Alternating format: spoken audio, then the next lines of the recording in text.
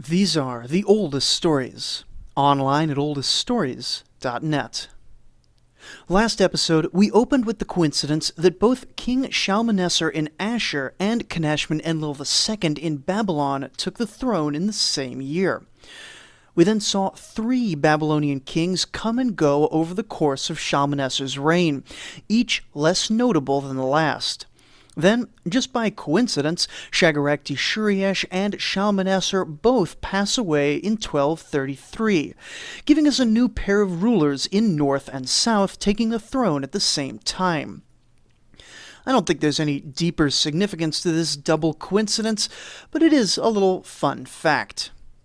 In Babylon, the new king is Kashtiliash IV, and continuing the trend of his predecessors, we know almost nothing about him aside from just one major event, his war with Assyria, which we know of primarily from the Assyrian side. And so we can just summarize his reign by noting that it will last for 7 years, see a bit of economic activity in the capitals, and do absolutely nothing to fix the long-term issues Babylon was facing if he was even aware of them. This last may be a bit unfair. He may have attempted one thing with this very issue in mind, but if he had some sort of plan for Babylonian revitalization, it seems to have blown up in his face quite dramatically. Which leaves us with our main player for today's episode, Tukulti Ninurta up in Assyria. Some more modern scholars think that Tukulti Ninurta is the historical basis for the biblical Nimrod, the mighty hunter, but honestly a good chunk of the Nimrod legend seems to be extra-biblical extrapolation from a handful of probably disconnected verses and a lot of much later mythologizing. So in my opinion, the idea of finding an historical Nimrod is not just difficult, as is typical for many early biblical figures, but actively nonsensical. Anyone interested in finding the so-called historical Nimrod should be paying a good deal more attention to first clearly identifying the biblical figure, aside from extra-biblical traditions, and realize that there's basically nothing to work from. Does that mean I'm saying that Tukulti Ninurta is definitely not the biblical Nimrod? Of course not. I'm saying that there's so little description that, short of divine revelation or a time machine, it's impossible for anyone to make this determination with the evidence we have on hand. That aside, though, Tukulti Ninurta's ascension to the Assyrian throne was apparently recognized by other nations as something of a bad sign. We don't know why, but apparently as prince, he developed enough of a reputation for something, possibly ferocity and competence, or possibly just a really bad attitude, and that the Hittites and Babylonians were worried about him. The Hittites sent him a letter upon his ascension, full of flattery, requesting friendship and cooperation. The Hittites also sent a letter to his top minister, Baba Aha-Idna, which basically tells the minister he needs to control this impetuous new king. The Hittite king reports that he has heard Tukulti Ninurta has a temper like a bull, and saying that he heard the king giving a speech, saying, "I want to accomplish something. If the foreign kings become hostile to me, then they would come against me, and I could make a certain name for myself." Now, sometimes we have to wonder about the accuracy of these letters and writings from other kingdoms about their international rivals, but given what we know about Tukulti Ninurta and his difficulty getting along with the people around him, this image of a youth eager to prove himself in battle appears to be a quite accurate assessment of his character, at least to a certain extent. The very beginning of Tukulti Ninurta's reign is calm, and sees a bit of diplomatic back and forth with the Hittites, possibly even the Babylonians, but this is only a temporary state. Perhaps the new king was consolidating. Perhaps the letter from the Hittites to the Assyrian minister represented some factional split within the court. But whatever was going on, Tukulti Ninurta cut through it pretty quick and raised an army to start conquering in the Assyrian northwest. Now, the Assyrian northwest by this point is actually the Hittite northeast, and after what appears to be a few years of relatively light resistance and even some diplomatic letters politely asking him to maybe stop invading Hittite territory, please, King Tudhaliya IV of the Hittites finally got an army together and confronted him at the Battle of Nihriya. Though less famous than the Battle of Kadesh, it was only slightly smaller, likely due to the mountainous terrain of the Hittite-Assyrian border, making it harder to bring larger numbers of troops in that direction.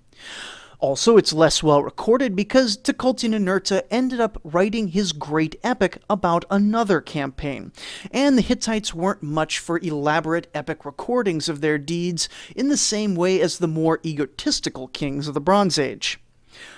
The main build-up of the battle concerns mostly the fact that the Hittite Empire is by this point solidly in decline. We'll be returning to the Hittites and the adventures of their final century soon enough, but suffice it to say that it may not have been financially affordable for the Hittite kings to field armies of the same size as they had only 50 years previously. Still, the Hittite army was nothing to be scoffed at, and we don't have a very clear picture of what the Assyrian army looks like at this point, but it's clearly the equal of its neighbors. If later developments are anything to go by, the Assyrians almost certainly boasted a more diverse army than their chariot-focused neighbors.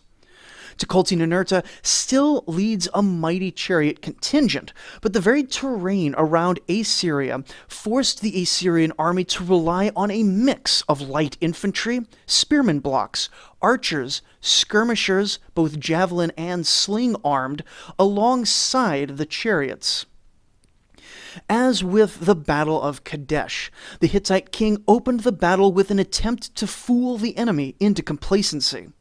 It seems that Tudhaliya sent a messenger with 3 separate letters, 2 asking for war in various different tones, and 1 requesting peace, hoping to confuse Tukulti Ninurta.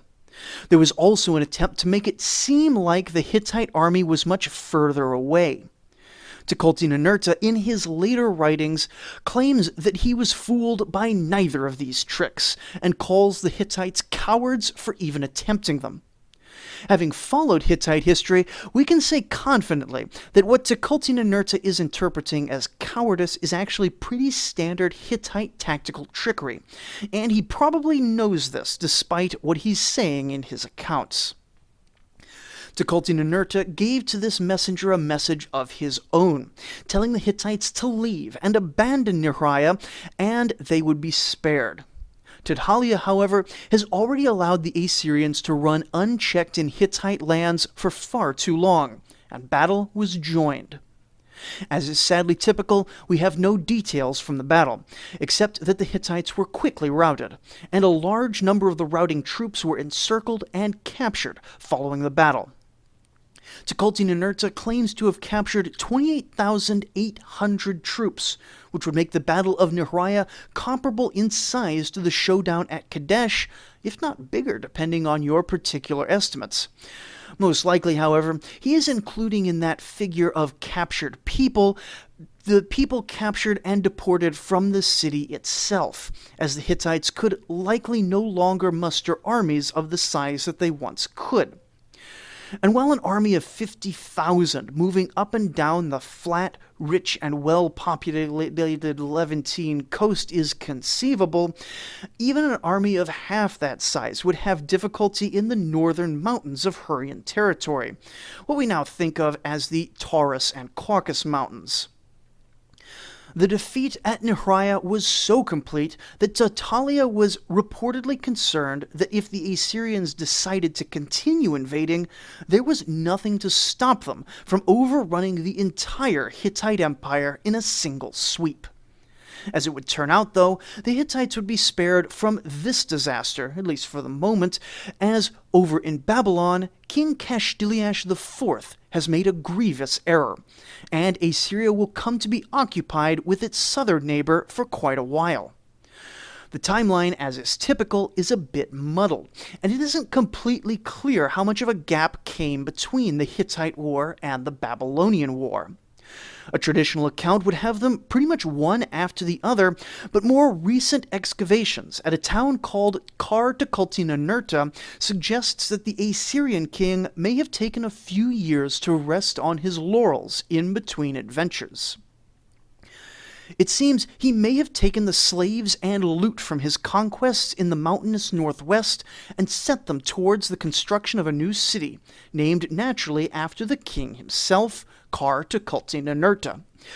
Unlike many of these other new capital projects, Tukulti Ninurta is not a big separation from the traditional capital of Ashur, and is in fact right across the Tigris River, about 3 kilometers north.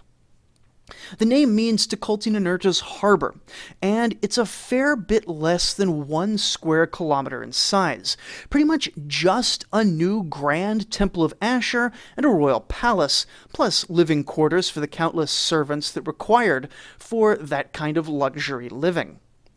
Keeping the god of Ashur in the new town made it less of a new city and more of a royal suburb.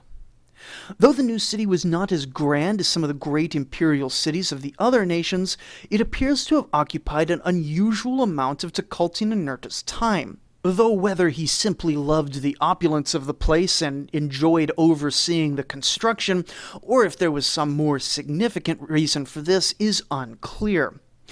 Though we typically say that the Babylonian War is the thing which distracted Tukulti Ninurta from further conquests in the west, it may well have been his fascination with his new city that spared the Hittite Empire. Anyway, in perhaps 1225, after perhaps a 5-year rest from the Battle of Nehriya, it was time for a new war. Historians are divided as to who started the war. Tukulti Ninurta has something of a reputation as a warmonger, which honestly is perhaps a bit unfair. He only definitely started a single war during his extremely long 37-year reign. He may or may not have started this second war, and as we'll see next episode, he actually makes peace late in his reign when a war almost breaks out. Certainly, he was quite proud of the wars he did win, but 2 wars in 37 years is actually remarkably peaceful for a successful Bronze Age monarch. Of course, this second war will occupy pretty much his entire reign, but that's beside the point. Really, we'll come to see that the Assyrians, especially the later period Assyrians, have something of an image problem, gleefully celebrating acts which, to modern academics, appear like war crimes. Remember last episode, Shalmaneser blinded like 14,000 people. So yeah, that's a war crime. Add to that the biblical condemnations, and an entire culture has a reputation like ancient Nazis. And indeed, there are modern commentators who will draw that parallel quite explicitly, no matter how strained it can be at times. One of my goals as we go through the Assyrian Empire is to look very closely at their depictions of violence and try and get a good handle on just how justified this reputation is. The idea of Assyrians as overall villains of history, it's everywhere. You see it so many places. But of course, an entire empire that lasts for 1,000 years, it's not universally evil. But of course, they did do some pretty wretched things. So, yeah, expect some discussion of that. In the case of Tukulti Ninurta, however, he appears to be getting a bad reputation from history. His first war saw tens of thousands of people resettled to other parts of the empire in an effort to assimilate them into the mainstream political and cultural paradigm. At worst, you could call this a cultural genocide, but you need to remember that this is a period where actual bloody genocide is considered morally good when applied to one's enemies, and it's economic concerns that are staying the king's hand here. Heck, look at the conquests of the Old Testament, which are not too far removed from where we are now in history, and notice how many times God demands that a people be entirely slaughtered, because for these people, genocide is morally obligatory. Yet the kings and leaders of Israel, like Tukulti Ninurta here, refuse to slaughter their enemies wholesale for pragmatic reasons. And so, looking at the Babylonian War specifically, the only textual evidence suggests that it was not the Assyrians, but the Babylonians who started it. This evidence, however, is from a work called the Tukulti Ninurta epic, written presumably by Tukulti Ninurta or on his orders, a religious account of the war from the Assyrian point of view. Academics are right to be instinctively skeptical of a propagandistic document like this, and also bring up the fact that Ashur is, in the year 1225 BCE, very strong, while Babylon is very weak, and thus an attack by the Babylonians would seem to be suicidal. However, neither of these is absolute proof that the Babylonian king Kashtiliash didn't strike first. He could well have believed that Babylon was much stronger than it actually was, while Ashur was weaker. And he wouldn't be the first leader in history to have mistaken the balance of power so extremely. Also, he could have believed that Tukulti Ninurta was readying himself for another Hittite war in the west, leaving his south vulnerable, or perhaps that he was too busy building Tukulti Ninurta and would be surprised by the attack. Also possible is that Kashtiliash may well have seen the decline in Babylonian fortunes, and believed that if he did not attack now, the balance of things would only continue to slip out of Babylon's favor. Whatever the case, I take the Tukulti Ninurta epic at more or less face value. In this propaganda piece, Tukulti Ninurta says that Ashur and Babylon were at peace, a peace protected by a treaty sworn in the sight of Shamash the sun god, a deity of oaths for all of Mesopotamia and beyond. Kashtiliash, looking to strengthen his position while he had the chance, took a number of border regions and fortified them against attack, violating the sacred oath as well as Assyrian territorial integrity. Now, this land was something of a disputed territory, for though the Assyrians held it currently, it had gone back and forth since Ashur-uballit over the last century or so, and each now believed it was rightfully theirs. Still, this was not the first time Babylon had gone back on a sacred treaty since those days, and interestingly, it would be the Mesopotamian gods Shamash and Enlil who Tukulti Ninurta would war in defense of, not the northern patron god Ashur. Tukulti Ninurta responded to this encroachment with a letter reminding Kashtiliash of his oaths before the gods, and his moral duty for peace and piety. Kashtiliash ignored this letter, and instead the armies of Assyria and Babylon met in a great pitched battle. This great battle went horribly for the Babylonians, and not only were they defeated, but King Kashtiliash himself was captured and taken away in chains to Ashur. It isn't clear what resistance the army faced after this battle, but it must have been heavy, for an administrative document discussing the returning soldiers and captives tells us that even the Assyrian soldiers were starving by the time they reached the capital. Oftentimes, we have little more than a single sentence for a war in the Chronicles, and so we assume the war was quick and easy. But at least in this case, the invasion of Babylon was a hard-fought campaign over many months. Still, it ended in victory and in the brutal sack of Babylon itself. Many of the chief gods, including the Babylonian patron Marduk, were taken from the city, and from the supplementary capitals of Nippur and Dur-Kurigalzu, and brought up to the temples of Ashur. Actually, the entire removal of the gods thing was apparently done in a very incautious manner, and both Assyrian and Babylonian sources suggest that Tukulti Ninurta committed blasphemy by allowing these temples to be sacked before they were properly desanctified, or however would make it appropriate. The Tukulti Ninurta epic, the official words of the king, states that these gods voluntarily decided to move to Ashur and grant their favor to the north. But whether the king intended it or not, it seems his men were quite rough with the holy sanctuaries. Of course, they were rough with the whole city, but that was to be expected after such a hard-fought campaign. Not only were they hard on the temples, they seem to have roughed up a number of native Assyrians living in Babylon. It was not uncommon for conquerors in campaigns like this to free any of his countrymen living as slaves in the conquered city. And while we have no word on whether this happened or not, what we do see in Assyrian records are native Assyrian refugees showing up in Tukulti Ninurta, having suffered badly as a result of the war.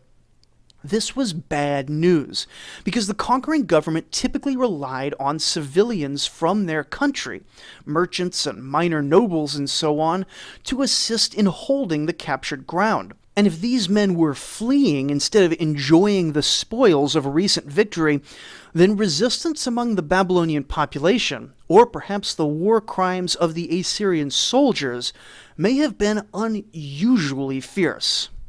And we can sort of see all of this in Tukulti Ninurta's military deployments following the invasion.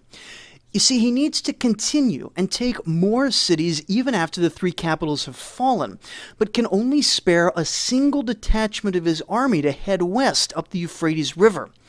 Another small chunk of the army returns up to Ashur alongside the wealth. These are the people that are starving by the time they get to the capital because there's nothing to give them, because the bulk of the army has to remain in Babylonia to stamp out the rebellion.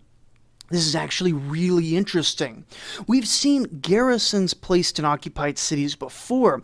These were usually relatively small portions of the total army, and in earlier times, they didn't even have standing armies. These garrisons would, they'd hang around for a couple of months, but they'd vanish more or less, and it was the reputation of the king that would hold a city. Here, though, it seems that the resistance in Babylon is so fierce that the Assyrians end up stuck in a counterinsurgency quagmire for an indeterminate amount of time. By the time the king returns to Ashur, he is elated by the size of the victory and quantity of plunder he's brought back. He can now claim titles above and beyond what any Mesopotamian leader has ever claimed. Not only is he now king of Babylonia, king of Sumer and Akkad, king of the four corners of the universe, and all the other traditional titles that go along with the thrones of both Ashur and Babylon, but he also claims dominion over lands as distant as Elam and Dilmun, modern-day southern Iran and Qatar, respectively. Almost certainly his army did not ever actually reach these exotic lands, which means that these were either nominal Babylonian vassals who transferred allegiance without seeing much change, or Tukulti Ninurta was simply claiming as many titles as he could manage to big himself up. Most notable among these titles, though, he invents a new title: King of Kings, likely a reference to the fact that he held the Babylonian king in his dungeon. The title would, however, go on to become something much more significant, a level above mere kingship, and equivalent to what we'll later call emperor. Though I'll admit that the terms emperor and empire are contested, and I've already been calling even some of the larger kingdoms empires even before the invention of the title, which is technically an extension of the Roman term imperator, and so of course an anachronism. But none of that matters. It's clear, though, that there is substantial discontent among his own people. Starving soldiers, desecrated temples, Assyrian refugees, and disloyal governors are all beginning to take a toll on the stability of Assyria. It isn't clear what Tukulti Ninurta does about all of these issues. Likely he was fully engaged for at least a few years in putting out all of these fires. But increasingly, it appears that he retreats to his new palace district in Tukulti Ninurta and loses touch with what's around him. Still, we're barely halfway through his reign, so even if he does become something of a hermit, he's a hermit still issuing orders to an empire still mostly willing to act on those orders. It wasn't only internal problems he faced, and not just the matter of Babylonian insurgency. Throughout the kingdom, there are reports of whole districts whose entire harvests are destroyed by Aramaean raiders.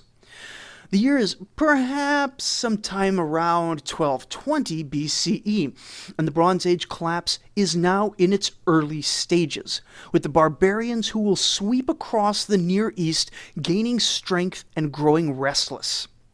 The Aramaeans, as well as the Suteans, and various other Ahlamu and Habiru groups, alongside older foes like the mountain dwellers of the Zagros Mountains, and in Anatolia the Kaskans, are now confident enough to regularly invade their civilized neighbors. And with so much of the Assyrian army tied up in Babylonian pacification, the nomads are able to push remarkably far into Assyrian territory and devastate whole provinces. But it wasn't just nomads pushing on Assyrian frontiers. Down in the south, the Elamites, though supposedly subjects of Tukulti Ninurta according to the titles he claimed, took advantage of the weakened Babylon to attack the southern portions of the country, conquering everything that we classically think of as Sumer, all the way up to Nippur and Dur. In Nippur, it seems that some relatives of Kashtiliash, named Enlil-nadin-Shumi, had only 6 months previously declared himself king of Babylon and took charge of the continuing rebellion. However, this aspiring king likely never set foot in his notional capital, and was swept up by the Elamite tide, and carried off in chains along with thousands of his people. Almost certainly, the Assyrian-Babylonian War made this Elamite invasion possible, with both sides focused primarily on the main war, and thus highly vulnerable to attack by outside actors. Another Babylonian king, Kadashman-Harbe II, is also known from this time, but also only ruled for a single year. Possibly, once the Elamites left Nippur, it was Kadashman-Harbe who was elevated to kingship to be a nominal Elamite vassal. Meanwhile, in Babylon, it appears that the Assyrians were getting exhausted by holding on to Babylonia directly, and around the time of the Elamite attack, which they did not respond directly to, abandoned direct control of the region and put another from the royal Kassite house in charge in Babylon, a man named Adad-Shuma-Idna. For about a year, Adad-Shuma-Idna ruled in the north, while Kadashman-Harbe ruled in the south, both members of the same dynasty, but each owing allegiance to a different master. Somehow, now matters here are highly unclear and likely quite chaotic, it was Kadashman-Harbe who was beaten back in fairly short order, and Babylonia was briefly united under the nominal control of the Assyrian faction. There exists a prophecy written sometime either at the end of the Kassite dynasty or at the start of the next one, whose authorship and even century is honestly pretty debatable. However, it seems to me quite likely that this literary work, called the Shulgi Prophecy, was written about Adad-Shuma-Idna. Now, this prophecy is in the voice of King Shulgi, who was highly literate and highly successful in the city of Ur, all the way back around 2050 BCE. some 800 years in the past, and includes such events as the Hittite sack of Babylon and the Assyrian victory over Babylon that we've just seen. The most relevant part is a bit fragmented, but it tells how the king of Babylon will send his possessions out to Assyria.